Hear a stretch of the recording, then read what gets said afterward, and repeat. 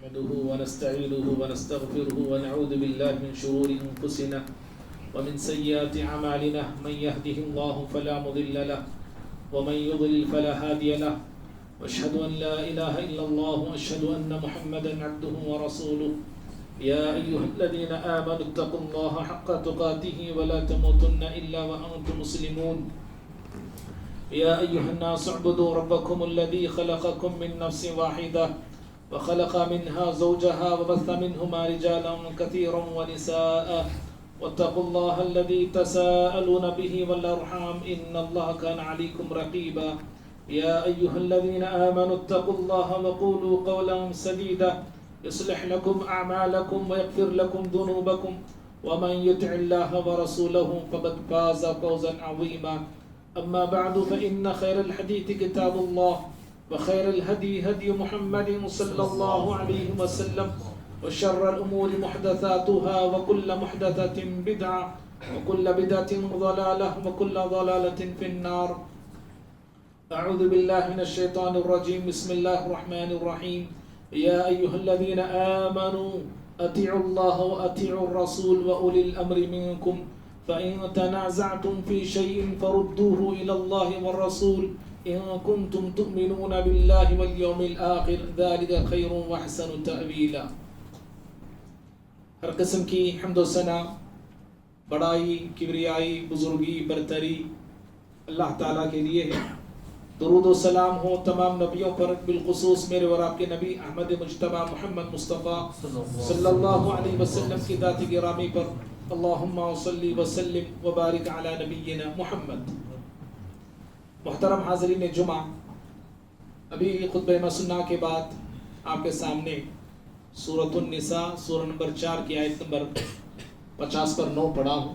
اللہ رب العالمین اس آیت میں اہل ایمان کو ایک بہت ہی اہم اور ضروری تعلیم دیا ہے اور حکم دیا ہے. اللہ تعالیٰ نے کہا یا ایھا الذین آمنوا، اے وہ لوگوں جو ایمان لائے ہو، اطیعوا اللہ، اطاعت کرو اللہ تعالیٰ کی، وَأَطِيعُوا الرَّسُولَ، اور اطاعت کرو رسول کریم صلی اللہ علیہ وسلم کی، وَأُولِي الْأَمْرِ مِنْكُمْ، اور تم میں سے جو صاحب اقتدار ہیں ان کی اطاعت کرو. فَإِن تَنَازَعْتُمْ فِي شَيْءٍ، اور اگر کسی بھی مسئلے میں، کسی بھی چیز میں اختلاف ہو جائے، فَرُدُّوهُ إِلَى اللَّهِ وَالرَّسُولِ، اپنے اختلاف کو اللہ کی طرف، اس کے رسول کی طرف صلی اللہ علیہ وسلم لوٹاؤ. ان کنتم تؤمنون باللہ والیوم الآخر، اگر تمہارا ایمان اللہ پہ ہے، آخرت کے دن پہ ہے. ذالک خیر، یہ تمہارے لیے یہ بہتر ہے، یہ وحسن تأویلا، اور انجام کے اعتبار سے بہت اچھا ہے. یعنی ایسا کرنا بہت اچھا ہے. اختلاف کے وقت من مانی کرنے کے بجائے، اپنے ذاتی طور پہ فیصلہ کرنے کے بجائے، اللہ کی طرف اپنے اختلاف کو لوٹانے میں، پیارے نبی صلی اللہ علیہ وسلم کی طرف اپنے اختلاف کو لوٹانے میں، اسی میں بہتری ہے اور سب کا خیر اسی میں ہے. معزز بھائیوں، قرآن مجید میں اللہ تعالیٰ نے کثرت کے ساتھ 2 اطاعتوں کا حکم دیا ہے. ایک اطاعت خود اللہ تعالیٰ کی ہے اور دوسری اطاعت ہے پیارے نبی صلی اللہ علیہ وسلم. اللہ کی اطاعت کا مطلب کیا ہے؟ اللہ کی اطاعت کا مطلب یہ ہے کہ اللہ کی طرف سے جو کلام، جو قرآن آیا ہوا ہے اس کی پیروی کریں. اور کلام کی پیروی، قرآن مجید کی پیروی، اطاعت گویا کہ اللہ کی اطاعت کہلائی جائے گی. اور پیارے نبی صلی اللہ علیہ وسلم کی اطاعت ہم کیسے کریں گے؟ آپ کی جو سنتیں ہیں، آپ کی احادیث سے جو آپ کا طور طریقہ ہمیں ملتا ہے، جو فرامین ہمیں ملتے ہیں، جو سسٹم، جو نظام ہمیں ملتا ہے، ان باتوں پر، اس نظام پر، اس سسٹم پر، ان سنتوں پہ عمل کرنا چاہیے. یا مختصر کہے، قرآن پہ، سنت پہ، قرآن پہ، حدیث پہ ایک مسلمان کا عمل ہونا چاہیے. جس کا ایمان اللہ کی ذات پہ ہے، جو یہ ایمان رکھتا ہے، یقین رکھتا ہے کہ مرنے کے بعد مجھے اللہ کے حضور کھڑا ہونا ہے، اللہ تعالیٰ کے سامنے مجھے جواب دہی دینا پر جواب دہی میری ہونے والی ہے. اگر جس کو یہ یقین ہے اور جو یہ ایمان رکھتا ہے، اس کے لیے ضروری ہے کہ وہ قرآن پہ، احادیث مبارکہ پہ اپنی زندگی کو گزارنے کی پوری کوشش کرے. حضرات صحابہ کرام رضوان اللہ تعالی علیہم اجمعین کا عمل یہی تھا. وہ قرآن پہ عمل کرتے تھے، پیارے نبی صلی اللہ علیہ وسلم کی سنتوں پہ عمل کرتے تھے، اور لوگوں کو دعوت بھی دیتے تھے تو قرآن کی طرف آنے کی دعوت دیتے تھے، اور پیارے نبی صلی اللہ علیہ وسلم کی سنتوں کی طرف لوگوں کو بلاتے تھے. قرآن اور احادیث کے علاوہ ان کے دامن میں عمل کے لیے تیسری چیز نہیں تھی. یا تو قرآن تھا یا پیارے نبی صلی اللہ علیہ وسلم کا فرمان تھا، آپ کے فرامین تھے، آپ کے تعلیمات تھے، آپ کی ارشادات تھے. بخاری کی روایت ہے، حضرت ابو ہریرہ رضی اللہ تعالی عنہ کہتے تھے لوگوں سے، اگر کوئی شخص رمضان کے مہینے میں ناپاکی کی حالت میں صبح کرتا ہے، ناپاکی کی حالت میں صبح کرتا ہے، حالت جنوبی میں صبح کرتا ہے، تو آپ یہ اس کو کہتے تھے فتویٰ دیتے ہوئے کہ وہ روزہ نہیں رکھے گا، روزہ نہیں رکھے. تو مدینے میں اس وقت مروان مدینے کے گورنر تھے، مدینے کے، ان کو پتا چلا کہ حضرت ابو ہریرہ رضی اللہ تعالیٰ لوگوں سے ایسا کہتے ہیں، جو صبح حالت ناپاکی میں کرتا ہے وہ روزہ نہیں رکھے گا. تو مروان نے دو تابعیوں کو، دو لوگوں کو عائشہ رضی اللہ تعالیٰ عنہ، ام سلمہ رضی اللہ تعالیٰ عنہ کی خدمت میں بھیجا اس مسئلے کا حل معلوم کرنے کے لیے کہ ابو ہریرہ رضی اللہ تعالیٰ جو کر رہے ہیں یا کہہ رہے ہیں کیا یہ صحیح ہے؟ یہ پیارے نبی کا عمل کیا تھا؟ تو دو لوگ آئے، امہات المؤمنین سے پوچھا، تو امہات المؤمنین نے جواب دیا کہ پیارے نبی صلی اللہ علیہ وسلم کبھی کبھار ناپاکی کی حالت میں صبح کرتے تھے اور آپ سحری کھا لیتے تھے، سحری کے بعد آپ غسل کیا کرتے تھے، غسل کے بعد نماز فجر کو جاتے نہیں. پیارے نبی کا عمل یہ ہے. مروان تک یہ بات پہنچائی گئی. مروان نے کیا کیا، یہی بات جو پیارے نبی صلی اللہ علیہ وسلم کا عمل ان کے پاس آیا تھا، یہ عمل، یہ سنت، یہ طریقہ جو پیارے نبی صلی اللہ علیہ وسلم کا تھا، وہ ابو ہریرہ رضی اللہ تعالیٰ عنہ تک بھی پہنچایا گیا کہ دیکھو آپ جو کہہ رہے ہیں اور پیارے نبی صلی اللہ علیہ وسلم جو کرتے تھے، دونوں میں فرق ہے. جیسے ہی فرمان رسول ابو ہریرہ رضی اللہ تعالیٰ عنہ تک پہنچا کہ نبی کا عمل یہ تھا، نبی کا طریقہ یہ تھا کہ کبھی کبھار آپ ناپاکی کی حالت میں صبح کر لیتے تھے لیکن آپ غسل کرتے تھے، یعنی آپ سحری کرتے تھے، بعد میں غسل کرتے تھے، یعنی روزہ رکھتے تھے، روزہ نہیں چھوڑتے تھے آپ. جیسے ہی یہ بات پیارے نبی صلی اللہ علیہ وسلم کے تعلق سے ابو ہریرہ رضی اللہ تعالیٰ عنہ تک پہنچی، آپ نے فوراً اپنی بات سے رجوع کر لیا، آپ نے بات کو آپ نے چھوڑ دیا اور پیارے نبی صلی اللہ علیہ وسلم کی بات کو لے لیا. کہنا اشارہ میں دیکھیں یہ بتانا چاہ رہا ہوں کہ حضرات صحابہ کے زمانے میں قرآن پہ، احادیث پہ عمل ہوتا تھا، اور اسی طرح صحابہ کے بعد جو تابعین کا دور تھا، حضرات صحابہ کرام کے جو شاگرد تھے تابعین، ان کا دور بھی یہی تھا، کیونکہ صحابہ سے یہی انہوں نے سیکھا تھا. یہ تو قرآن پہ عمل کرنا ہے یا پیارے نبی صلی اللہ علیہ وسلم کے حدیث کو لینا، آپ کی سنتوں کو لینا ہے، یہی سیکھا تھا انہوں نے. اور بھائیوں، انہی دو چیزوں کو، قرآن اور حدیث پہ عمل کرنے والوں کو ہر زمانے میں یا ہر دور میں الگ الگ ناموں سے پکارا گیا. کبھی اہل سنت کہا گیا انہی کو، کبھی اہل حدیث کہا گیا انہی کو، کبھی اہل الاثر کہا گیا، کبھی سلفی کہا گیا، کبھی محمدی کہا گیا.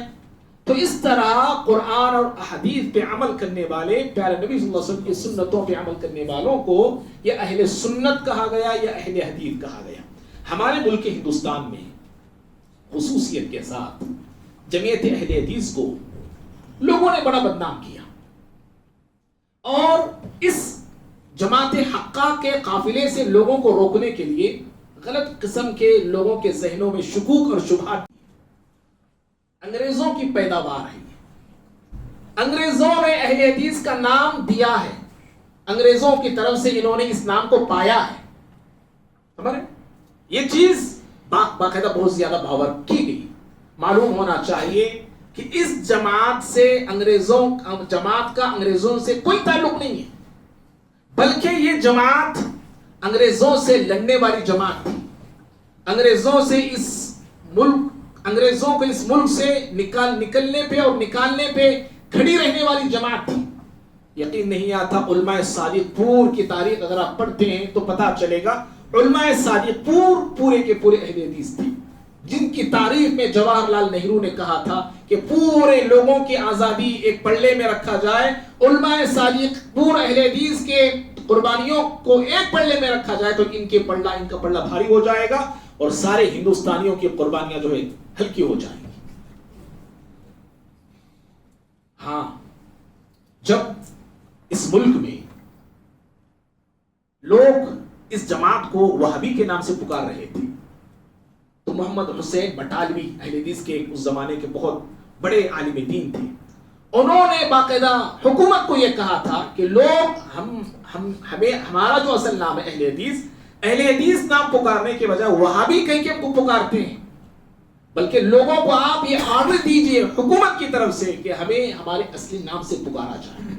اصل بات یہ ہے، اس بات کو ایسے گھما کے بتایا گیا کہ گویا کہ انگریزوں نے ہمیں یہ نام دیا ہے جو کہ تاریخ کے ساتھ بالکل جو جھوٹ ہے، سفید جھوٹ ہے. اور بھائیوں، گویا کہ اور پھر یہ کہا جاتا ہے یہ نئی جماعت ہے، حالانکہ یہ نئی جماعت نہیں. اگر کوئی اس زمانے میں پیدا ہوتا ہے اور سورج اور چاند کو دیکھ کے کہتا ہے یہ تو نئے ہیں، یہ تو اس کی کم علمی اور کم عقلی سمجھی جائے گی. یہ جماعت نہیں، اس کا وجود بہت پہلے سے ہے. پیارے نبی صلی اللہ علیہ وسلم نے خود فرمایا، بخاری کی، ترمذی کی اور دیگر کتب کے اندر یہ حدیث موجود ہے، لا تزال طائفة من امتی ظاہرین علی الحق منصورین علی الحق کے الفاظ آتے ہیں، لا يضرهم من خذلهم حتى تقوم الساعة. آپ نے کہا کہ میری امت میں ایک گروہ ہمیشہ حق پر رہے گا، ہمیشہ غالب رہے گا اور بگاڑنے والے اس کا کچھ بگاڑ نہیں سکیں گے یہاں تک کہ قیامت قائم ہو جائے گی. حدیث پہ اگر آپ غور کریں گے کئی ایک باتیں معلوم ہوتی ہیں. پیارے نبی صلی اللہ علیہ وسلم نے خود کہا کہ آپ کی امت میں ایک گروہ ہمیشہ باقی رہے گا. کب تک رہے گا؟ کہا قیامت کی صبح تک یہ گروہ باقی رہے گا. اور دوسری بات آپ نے یہ بتائی کہ یہ گروہ جو ہے یہ حق پر رہنے والا گروہ ہے، باطل اس کے قریب کبھی نہیں آتا ہے. حق پر عبادتیں، حق پر ان کے عقیدے، حق پر ان کے معاملات، حق پہ ان کا کردار، حق پہ ان کے اخلاق، حق پہ ہمیشہ حق پہ رہنے والا گروہ ہے. اب آیا ہم سب کو غور کرنا ہے کہ ہم پورے طور پہ حق پہ ہیں یا نہیں ہیں. دعویٰ تو میں اور آپ کر رہے ہیں، سچائی سے بھی ہم کو دیکھنا ہے کہ اخلاق میں ہم کیسے ہیں، معاملات میں ہم کیسے ہیں، کیسے تھکاتے ہیں لوگوں کو، کیسے بہکاتے ہیں لوگوں کو، کیسے الو بناتے ہیں لوگوں کو ہم لوگ. اب بھی شاہ بول کے مہینے تک نظر نہیں آتے ہم لوگ. شام تک دے تو بھائی بول کے ایک سال کے بعد دیتے. یہی شام ہے ہماری. اس طرح ہم جو ہے حق میں، معاملات میں، کردار میں بالکل اخلاق سے گرے ہوئے کام ہم کرتے ہیں. اپنے اخلاق کو سنوارنے کی ضرورت. آئی کون فون پہ بات کر رہے ہیں؟ خطبہ جمعہ میں ایسی حرکتیں نہیں ہونا چاہیے. یاد رکھیے، فون ریسیو کریں آپ، کسی سے بات کریں آپ، جمعہ کے آداب کے خلاف ہے، نہیں کرنا چاہیے. تو پیارے نبی نے یہ بتایا ہے کہ ہمیشہ حق پہ رہنے والی جماعت. کئی ایک اقوال ہیں اس حدیث پہ، سارے اقوال ہم بتا نہیں سکتے، وقت کم ہے. دو اصل پیغامات مجھے آپ کو دینا، یہ فرسٹ پیغام ہے جو میں آپ کو دے رہا ہوں. اس حدیث کی روشنی میں امام اہل السنہ امام احمد بن حنبل رحمہ اللہ نے کہا کہ اس حدیث میں جو پیارے نبی نے جس گروہ کا ذکر کیا ہے کہ ہمیشہ حق پر رہے گا، میں سمجھتا ہوں وہ اصحاب الحدیث ہے، وہ اہل الحدیث ہے. اہل حدیث کے علاوہ دوسرا گروہ ہو نہیں سکتا، اور ان کے علاوہ دوسرا کون سا گروہ ہے مجھے معلوم نہیں. کہا ہوا لا ادری فمن ہوں، اہل حدیث کے علاوہ حق پہ رہنے والا گروہ کون سا ہے مجھے نہیں معلوم. اور امام بخاری رحمہ اللہ کا بھی یہی کہنا ہے. امام بخاری کے استاد علی بن مدینی رحمہ اللہ، ان کا کہنا بھی یہی ہے کہ اس گروہ سے مراد جو ہے اصحاب الحدیث ہے، یعنی حدیث والے، قرآن اور حدیث والے. بھائیوں، اس جماعت حقہ کو بدنام کرنے کے لیے مختلف القاب دیے گئے. ہمارے خصوصاً ہمارے ہندوستان میں الگ الگ ناموں سے پکارا گیا. کسی مقام پہ تونڈے بولتے ہیں، کسی مقام پہ 420 کہتے ہیں ہم لوگوں کو. کبھی کوئی کہتا ہے مر گئے مردود فاتحانہ درود، ایسے ناموں سے پکارا جاتا ہے. کوئی کہتا ہے یہ وہابی ہیں، کوئی کہتا ہے یہ خارجی ہیں، کوئی کہتا ہے یہ انگریزی ہے. سچ کہا تھا عبد القادر جیلانی رحمہ اللہ نے. بنیۃ الطالبین ان کی کتاب ہے, اس میں یہ قول ان کا موجود ہے. انہوں نے سچ کہا تھا اہل الاثر اور اہل الحدیث کو بدعتی لوگ غلط ناموں سے پکارتے ہیں.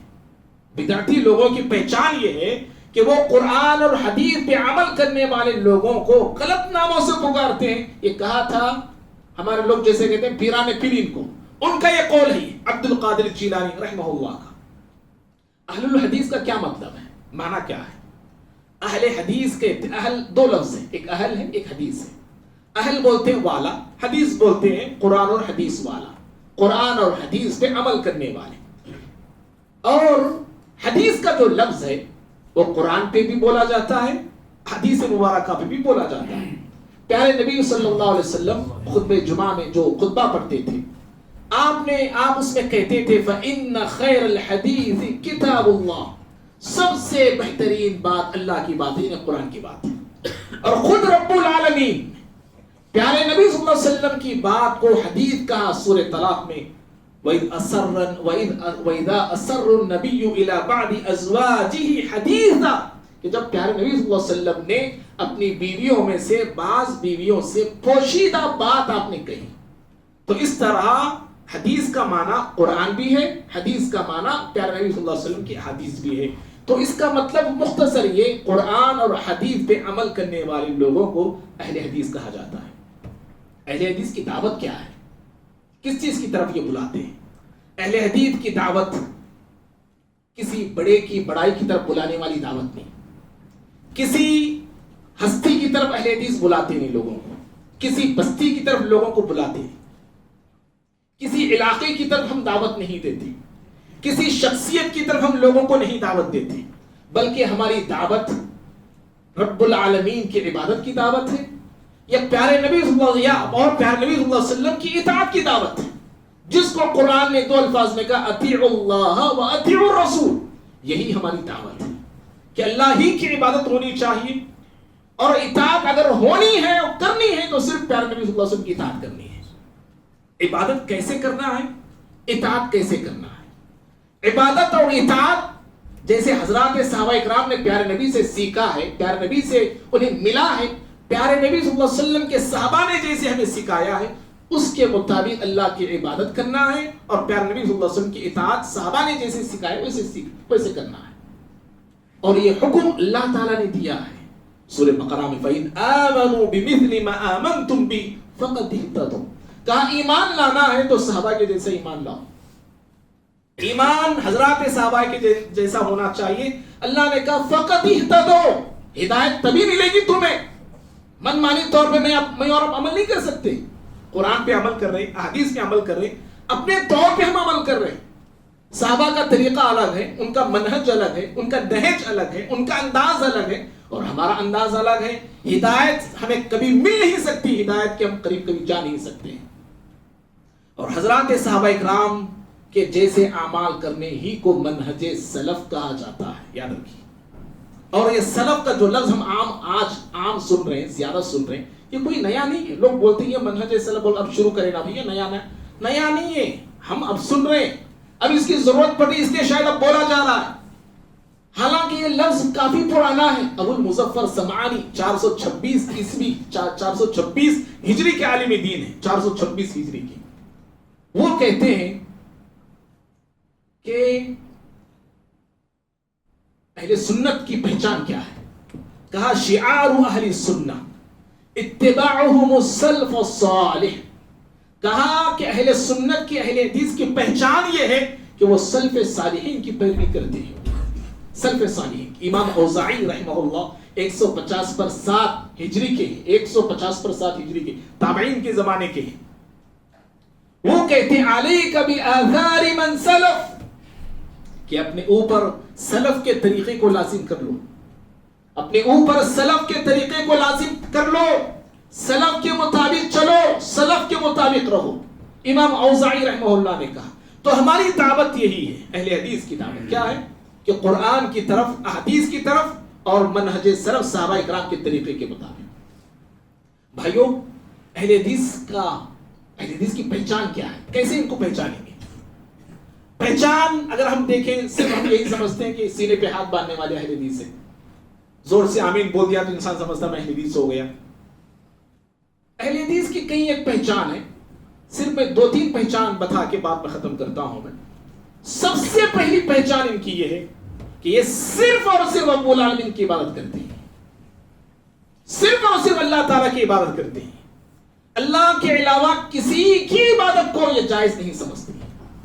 اپنے سر کو جھکاتے ہیں تو صرف اللہ کے سامنے، کسی مزار کے سامنے، کسی قبر کے سامنے، کسی زندے کے سامنے، کسی مردے کے سامنے، کسی بڑے کے سامنے، کسی چھوٹے کے سامنے، کسی جن، کسی پری، کسی کے سامنے جھکنا یہ پسند نہیں کرتے اور گوارا نہیں کرتے، وقت کے نبی ہی کیوں نہ ہو، وقت کے ولی ہی کیوں نہ ہو، چاہے وہ کتنا ہی اونچا مقام اور مرتبہ رکھنے والا متقی انسان ہی کیوں نہ ہو، عبادت اگر کسی کے لائق ہے تو صرف اللہ کے لائق ہے۔ نہ وہ جن کی عبادت کرتے ہیں، نہ کسی ولی کی عبادت کرتے ہیں، نہ کسی نبی کی عبادت کرتے ہیں، کسی کی نہیں، صرف اللہ کی عبادت۔ اور عبادت کی جتنے اقسام ہیں نا، جتنی قسمیں ہیں، جتنی شکلیں ہیں، تمام شکلیں، تمام صورتیں عبادت کی وہ اللہ کے لیے خاص کرتے ہیں اور خاص سمجھتے ہیں، وہ صرف اللہ کا حق ہے۔ اور اللہ تعالیٰ کی عبادت میں یہ عقیدہ بھی ان کا ہوتا ہے کہ نفع دینے والا وہ اللہ کو سمجھتے ہیں، نقصان دینے والا اللہ کو سمجھتے ہیں، حاجت روا، مشکل کشا، غوث وہ اللہ تعالیٰ کو سمجھتے ہیں کہ فریاد سننے والا، فریاد کو پوری کرنے والا صرف اللہ تعالیٰ ہے۔ عزت کا، ذلت کا، موت حیات کا، نفع نقصان کا، روزی روٹی کا، ہر چیز کا مالک صرف اللہ تعالیٰ ہے، وہی دیتا ہے، وہی کرتا ہے، وہی لیتا ہے۔ یہ پہچان ہی اہل حدیث کی ہے۔ اور ان کی پہچان یہ بھی ہے کہ اللہ تعالیٰ کی ذات کو یہ سمجھتے ہیں کہ وہ عرش پر مستوی ہے، اللہ ذات کے اعتبار سے عرش پر مستوی ہے، اپنے علم، اپنی قدرت، اپنی طاقت کے اعتبار سے اللہ ہر جگہ ہے، اس کا علم ہر جگہ ہے، اس کی قوت ہر جگہ ہے، اس کی قدرت ہر جگہ ہے، لیکن ذات کے اعتبار سے رب العالمین عرش پر مستوی ہے۔ یہ اہل حدیث کی پہچان ہے، یہ عقیدہ رکھنے والا اہل حدیث ہوتا ہے۔ لیکن جتنے فرقے ہیں ان میں سے اکثر فرقوں کا یہ عقیدہ ہے کہ اللہ تعالیٰ کی ذات ہر جگہ ہے، ہر جگہ ہے، جبکہ اللہ تعالیٰ نے کہا سورہ طٰہٰ میں الرحمن علی العرش استوی، رحمان عرش پر مستوی ہے۔ وہ آسمان دنیا پہ نازل ہوتا ہے عرش سے، کیسے نازل ہوتا ہے، کیسے اترتا ہے، اس کے شان کے مطابق۔ اللہ عرش پر مستوی ہے، کیسے ہے، اس کی شان کے مطابق۔ الاستواء معلوم والکیفیت مجہول۔ امام مالک رحمہ اللہ سے پوچھا گیا کہ اللہ عرش پر ہے، کیسے ہے؟ کہا اللہ عرش پر مستوی ہے، یہ ہمیں معلوم ہے، لیکن کیسے ہے وہ ہمیں معلوم نہیں، اور اس پر ایمان رکھنا واجب ہے۔ والسؤال عنہ بدعہ، اور اس کے بارے میں سوال کرنا یہ بدعت ہے، کہا امام مالک رحمہ اللہ۔ تو یہ پہچان ہے اہل حدیث کی۔ اور اسی طرح سے ایک پہچان ان کی خاص یہ ہے کہ یہ کوشش کرتے ہیں صحیح حدیث پہ عمل کرنے کی، ضعیف حدیث، موضوع حدیث، معدل، ایسی حدیث سے وہ رکتے ہیں، بچتے ہیں، لوگوں کو بھی روکتے ہیں، بچاتے ہیں۔ اگر ہمارے اعمال میں، عمل میں، زندگی میں کوئی ضعیف حدیث ہے، اگر کوئی آ کے کہتا ہے کہ بھائی آپ جو کر رہے ہیں یہ ضعیف حدیث ہے، تو سورج بعد میں نکلتا ہے، اہل حدیث پہلے اس عمل کو چھوڑ دیتا ہے۔ یہ اہل حدیث کی پہچان ہے۔ جتنے ہیں ہمارے بہت سارے مسلمان، زیادہ تر ان کے اعمال کا دار و مدار ضعیف حدیث پہ ہے، زیادہ تر دار و مدار ان کے اعمال کا ضعیف حدیث پہ ہے۔ وہ یہ سمجھتے ہیں کہ ضعیف حدیث بھی اعمال میں چلتی ہیں، فضائل میں چلتی ہیں، لیکن اہل حدیث کا یہ عقیدہ ہے، یہ ان کی پہچان یہ ہے کہ اعمال ہو، کہ عقیدہ ہو، کہ فضائل ہو، جب صحیح حدیث موجود ہیں تو ضعیف حدیث کا کوئی کام نہیں ہے۔ اور بھائیو آخری بات ہے، اہل حدیث کی پہچان یہ ہے کہ اہل حدیث لوگ جہاں مسجد بناتے ہیں نا، جہاں مسجد بناتے کوشش کرتے ہیں کہ اس مسجد کے ساتھ عورتوں کے لیے بھی وہ مخصوص ایک جگہ مقرر کر دیں عبادت کے لیے۔ جتنے ہمارے مسالک ہیں، جتنے ہمارے مسلمان ہیں، ان کی مسجدوں میں عورت کے لیے جگہ تو چھوڑیے، عورت مسجد میں آ بھی نہیں سکتی ہے۔ دنیا کے ہر کونے میں جا سکتی ہے، ہر مقام پہ جا سکتی ہے عورت، لیکن آ نہیں سکتی، قدم نہیں رکھ سکتی تو اللہ کے گھر میں نہیں رکھ سکتی ہے۔ قبروں پہ، مزاروں پہ، عرسوں پہ، درگاہوں پہ، چوراہوں پہ، پارکوں پہ، کلبوں پہ، ہر جگہ پہ جانا عورت کے لیے کوئی فتنہ نہیں ہوتا۔ نیکیاں وہاں پھلتی ہیں، پھوٹتی ہیں۔ مسجد آتے ہی عورت فتنہ بن جاتی ہے۔ یہ ہمارے لوگوں کی سوچ ہے۔ اسی لیے آج بہت سارے جو ہندوستان میں جو ہمارے مسائل پر سپریم کورٹ میں جو آوازیں اٹھی، غیر مسلموں نے اٹھائی، ان میں سے ایک مسئلہ یہ بھی تھا، یہ اپنی عورتوں کو مسجد آنے نہیں دیتے۔ تو بہرحال اللہ کے نبی صلی اللہ علیہ وسلم نے فرمایا لا تمنعوا اماء اللہ، اللہ کی بندیوں کو مسجد آنے سے مت روکو۔ اس پہ عمل کرتے ہیں اہل حدیث۔ اہل حدیث جو ہے عورتوں کو مسجد میں ایک ساتھ لا کے کھڑا نہیں کرتے۔ یہ بھی فتنہ پھیلایا گیا تھا، بازو میں کھڑا کر لے کے نماز پڑھ لیتی، بھائی بولیے، جھوٹ ہے، یہ سفید جھوٹ ہے۔ بلکہ عورتوں کے لیے مخصوص انتظام ہوتا ہے، دروازہ الگ، وضو خانہ الگ، ٹوائلٹ الگ، سب کچھ ان کا الگ ہوتا ہے۔ نہ مرد عورت کو دیکھ سکتا ہے، نہ عورت مرد کو دیکھ سکتی۔ ایسے انتظامات مسجدوں میں، اہل حدیث کی مسجدوں میں عورتوں کے لیے ہوتی ہے۔ لیکن بھائیوں، میرے خطبہ جمعہ کا دوسرا اہم جو پیغام ہے یہاں سے میں دینے جا رہا ہوں۔ ہماری یہ شہر تروپتی میں جو ہماری مسجد ہے، اہل حدیث مسجد، یہ چھوٹی سی مسجد ہے۔ ہماری خواتین کے لیے یہاں پہ انتظام ہم نہیں کر سکتے ہیں۔ کئی سالوں سے یہ چیز باقاعدہ ہم خود محسوس کر رہے ہیں، اور کئی ایک مسائل ہیں، صرف ایک مسئلہ نہیں، کئی ایک مسائل ہیں جو ہمارے لیے درپیش ہے اس گلی میں۔ تو مسجد کے لیے کوششیں کرنا، یہاں سے دوسری جگہ خریدنے کی کوشش کرنا، دوسری مسجد کے لیے کوشش کرنا، یہ ہم سب کی ذمہ داری ہے۔ آپ خطبہ جمعہ سن رہے ہیں، ہماری عورتیں سن رہی ہیں، وقت پورا ٹی وی میں ان کا گزر رہا ہے، یا موبائل میں ان کا گزر رہا ہے، یا برتن دھونے میں جمانے میں گزر رہا ہے۔ خطبہ جمعہ سے اور کئی دینی باتوں سے، دینی پروگراموں سے ہماری عورتیں محروم ہو رہی ہیں۔ اسی لیے گھر کا نظام بگڑ رہا ہے، گھر کے حالات خراب ہو رہے ہیں۔ آپ میں نمازی، گھر میں عورت بے نمازی، آپ اور میں اطاعت گزار تھوڑے میں تھوڑے، عورتوں کے اندر بے اطاعت گزاری، ناشکری، نافرمانی، یہ ساری چیزیں ہیں۔ ہم سب کی ذمہ داری ہے کہ اللہ تعالیٰ کے گھر کے لیے کوشش کرنا، اس کے لیے محنتیں کرنا۔ اور یاد رکھیے، مسجد کی اسلام میں بڑی اہمیت ہے۔ اسلام میں مسجد کی بڑی اہمیت ہے۔ کتنی بڑی اہمیت ہے جانتے ہیں؟ مسجد کو شاعر اللہ کہا گیا ہے۔ اللہ تعالیٰ کی عظمت کے جو احترام کے مقامات ہیں، احترام کی جو جگہیں ہیں، جیسے مزدلفہ ہے، منا ہے، عرفہ ہے، صفا مروہ ہے، ایسے ہی مسجد بھی احترام کی جگہ ہے۔ یہاں پہ اونچی آواز سے بات بھی نہیں کرنا۔ آپ بولیں گے اونچی آواز سے تمہیں خطبہ دے رہے نا مول صاحب، جو خطبہ دے سکتے ہیں۔ پیارے نبی نے خطبہ دیا ہے، اونچی آواز سے جمعہ کا خطبہ دیتے تھے، آپ کی آنکھیں لال ہوتی تھی، غصے میں آپ ہوتے تھے، اور ایسے لگتا تھا گویا کہ آپ جو ہے ایک فوج کو آپ ٹرین کر رہے ہیں، ایسا آپ کا خطبہ ہوتا تھا۔ لیکن دوسرے عام اوقات میں اونچی آواز سے بولنا، اونچی آواز سے بات کرنا مسجد میں جائز نہیں ہے۔ احترام کے مقامات ہیں، یہ عظمت کے مقامات ہیں رب العالمین کی۔ یہاں پہ احترام ہونا چاہیے، ادب کے ساتھ آنا، ادب کے ساتھ رہنا، ادب کے ساتھ جانا، اونچی آواز سے بولنا نہیں، اونچی آواز سے بات نہیں کرنا چاہیے۔ اور مسجد کو بیوت اللہ کہا گیا اسلام میں۔ دیکھو کیا اہمیت ہے مسجد کی، اللہ کے گھر ان کو کہا گیا ہے، اللہ تعالیٰ کے گھر نہیں ہے۔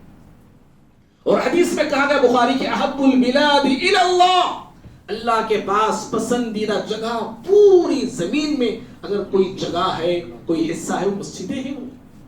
تو اسلام میں مسجد کی بڑی اہمیت ہے، اور ہماری زندگیوں میں بھی مسجد کی بڑی اہمیت ہے۔ ہماری زندگیوں کا ایک بہت بڑا تعلق مسجد سے جڑا ہوا ہے، ہمارے کئی ایک مسائل مسجد سے جڑے ہوئے ہیں۔ اسی لیے پیارے نبی صلی اللہ علیہ وسلم جب مکہ سے مدینہ جا رہے تھے، مدینے سے 10 کلومیٹر سے پہلے آپ قباء پہنچے، قباء میں اپنی مسجد بنائی، جسے آج ہم مسجد قباء کہتے ہیں۔ مدینہ پہنچے، مدینہ آنے کے بعد آپ کے سامنے کئی چیلنجز تھے، کئی مسائل تھے۔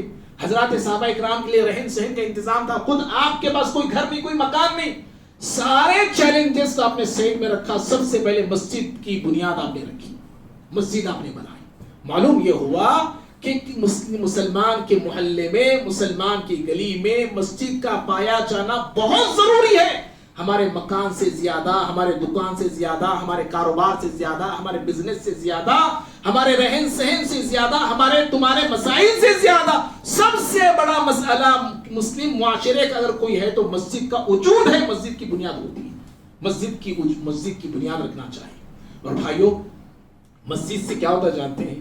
ایمانی کام، دینی کام، اصلاحی کام، دعوتی کام، رفاعی کام، سماجی کام مسجدوں سے ہوتے ہیں. یہ اور بات ہے، ہم نہیں کر رہے ہیں.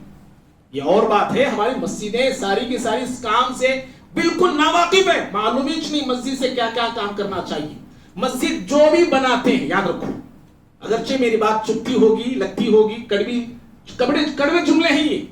مسجد بنانے والے پہلے مسجد سے کیا کام کرنا چاہیے پہلے سیکھنا، یہ جاننا. یہ لاکھوں اربوں کا پیسہ، کروڑوں کا پیسہ لا کے ڈال کے مسجدہ بند کر لے بیٹھے رہے. خالی ظہر میں کھلتی، عصر میں کھلتی، مغرب عشاء فجر ختم. مسجد اس کے لیے ہے نہیں. پہلے کام جاننا ضروری ہے. کبھی بتائیں گے انشاءاللہ کام بھی ہو. تو بہرحال مسجدوں سے کام ہوتے ہیں. اور مسجد سے کیا کام ہوتا جانتے ہیں؟ بھائی چارہ آپ کا میرا مضبوط ہوتا ہے. بھائی مسجد میں آپ کی جو میری دوستی ہے، آپ کو کہاں ملتی ہے؟ اللہ نے آپ کو مجھے دوست بنایا، قریبی بنایا، مسجد میں بنایا ہے. کتنے ایسے رشتہ دار ہیں، کتنے ایسے دوست ہیں جو رشتہ دار بھی نہیں، کبھی ملے نہیں، مسجد میں ملے. مسجد سے ان کی گہری دوستی بنی ہے، جگری دوستی بنی ہے، مسجد سے بنی ہے. تو مسجدوں سے بہت کام ہوتے ہیں. اس لیے مسجد کا پایا جانا بہت ضروری ہے. پیارے نبی نے کہا، حکم دیا آپ نے، امرنا، صحابہ کہتے ہیں ہم کو حکم کیا پیارے نبی صلی اللہ علیہ وسلم نے کہ مسلم گلی میں، محلے میں مسجدوں کو بنایا جائے. مسجد بنانے کی فضیلت کیا بات ہے جانتے ہیں؟ بڑی عظیم فضیلت ہے. ساری زندگی میں اور آپ جنت کے لیے کوشش کرتے ہیں، لیکن شارٹ کٹ راستہ جنت میں جانے کا اور جنت میں محل میں پانے کا اگر ہے تو مسجد ہے. شارٹ کٹ راستہ. من بنا مسجدا للہ، جو مسجد بناتا ہے کس کے لیے بنانا ہے؟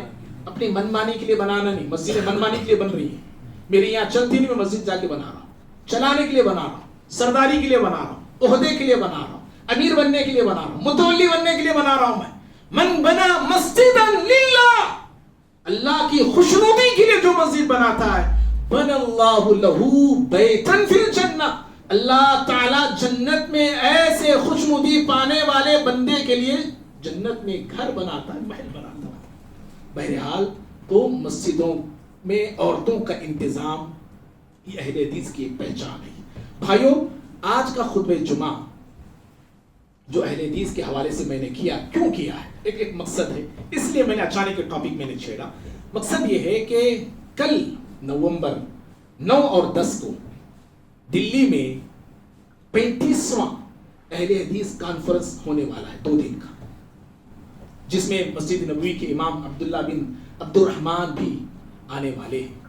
اور یہ 35واں کانفرنس ہے. 1913 میں یہ کانفرنس پہلے شروع کیا گیا تھا، جب ہماری جمعیت بالکل بکھری ہوئی تھی. بہت سارے مشکلات اس پر تھے، انگریزوں کے الگ سے تھے، خود تقلید کرنے والے لوگوں کے بہت سارے مسائل تھے.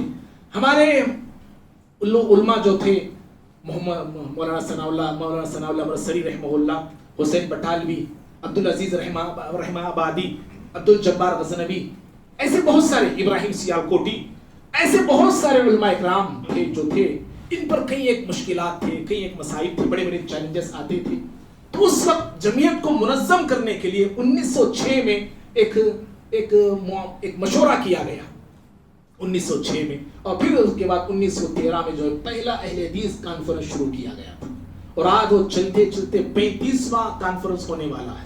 اور مقصد صرف بتانا میرا یہ ہے کہ اگرچہ کہ میں اور آپ اس کانفرنس میں نہیں جا رہے ہیں، دعا تو کر سکتے ہیں. دعا کیجئے کہ اللہ تعالی ہماری جمعیت کو اللہ منظم بنائے، متحد بنائے. جو کانفرنس ہونے والا ہے اللہ تعالی اسے کامیاب فرمائے، اور شر پسندوں کے شر سے اللہ جمعیت اہل حدیث کی حفاظت فرمائے. اور جو شکوک، شبہات، اعتراضات اس جمعیت کے خلاف ہمارے ہی مسلمان جو اٹھاتے ہیں، اللہ تعالیٰ ان کو دین کی صحیح سمجھ عطا فرمائے. ہماری دعوت صاف ہے رب کے قرآن کی، پیارے نبی صلی اللہ علیہ وسلم کے فرمان کی. اللہ تعالیٰ یہی دعوت، یہی بات ہمارے دیگر مسلمانوں کو سمجھ میں آئے. اللہ تعالیٰ اسی توفیق عطا فرمائے. اللہ تعالیٰ تا دم حیات، زندگی کی آخری سانس تک اللہ تعالیٰ قرآن پہ سنت پہ عمل کرنے والے اور اسی کی طرف لوگوں کو دعوت دینے والے اللہ ہم کو بنائے. آمین. اقول قولی ھذا استغفر اللہ لی ولکم ولسائر المسلمین من کل ذنب فاستغفروہ انہ هو الغفور الرحیم.